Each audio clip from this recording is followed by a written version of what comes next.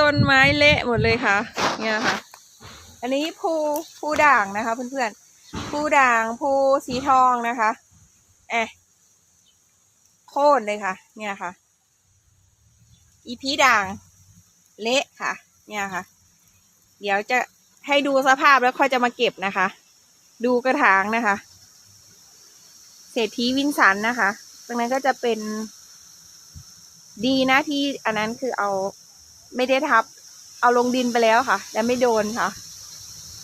เนื่องจากลมแรงมากนะคะเพื่อนๆแบบแรงแบบโอ้ยรู้จะพูดยังไงแต่ปีนี้คงไม่ได้ทำหลังคา